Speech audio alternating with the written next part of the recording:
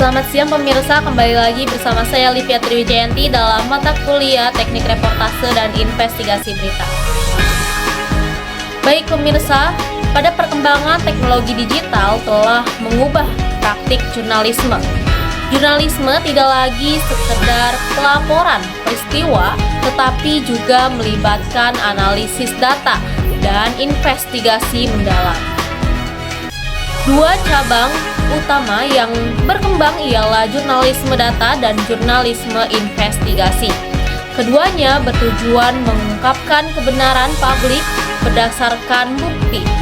Namun, praktik tersebut menimbulkan dilema etika dan hukum seperti pelanggaran privasi, manipulasi data, serta resiko hukum akibat pengungkapan informasi sensitif. Oleh karena itu, etika dan hukum harus berjalan seimbang untuk menjamin kebebasan pers, sekaligus tanggung jawab sosial jurnalis. Dalam pembahasan kedua, yaitu jurnalisme data, mengandalkan pengumpulan, yaitu pengolahan dan analisis data untuk menjelaskan fenomena sosial secara objektif. Prinsip utamanya yaitu meliputi kejujuran, transparansi, akurasi, verifikasi, dan tanggung jawab sosial. Jurnalisme data memanfaatkan teknologi digital serta data terbuka untuk menghasilkan laporan berbasis fakta yang kuantitatif, yang kredibilitas, dan juga kredibel. Jurnalisme investigasi berfokus pada pengungkapan fakta tersembunyi, korupsi, atau penyalahgunaan kekuasaan yang berdampak pada publik. Jurnalisme investigasi dituntut berani, teliti, dan juga menjaga integritas moral. Teknik yang sering digunakan antara lain yaitu wawancara mendalam, observasi, dan penyamaran, namun juga tetap dibatasi oleh etika serta hukum.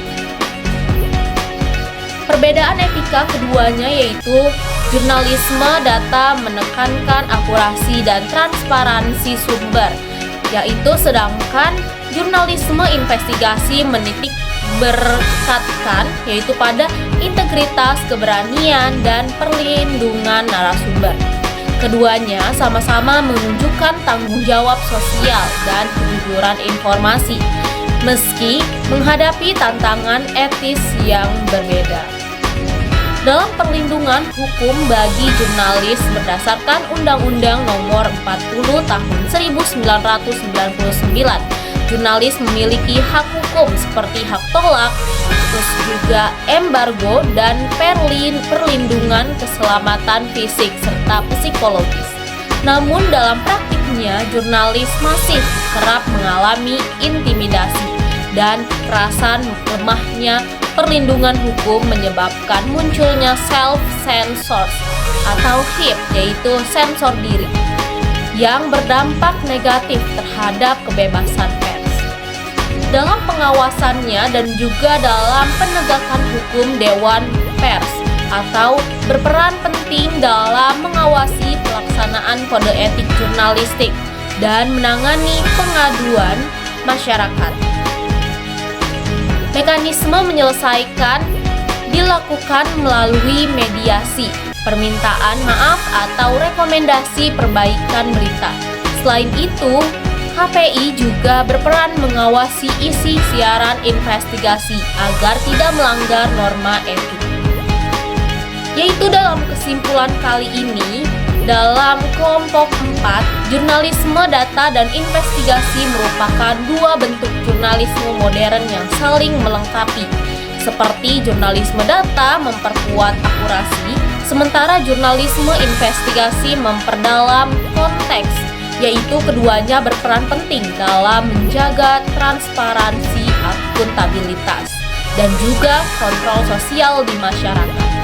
Etika jurnalistik menjadi pedoman moral utama dalam hukum, sedangkan juga berfungsi sebagai batas dan pelindung kebebasan pers, yang dimana diperlakukan atau diperlukan penguatan literasi hukum, pendidikan etika jurnalistik, dan peningkatan peran Dewan Pers agar kebebasan pers di Indonesia dapat berjalan selaras dengan tanggung jawab sosial dan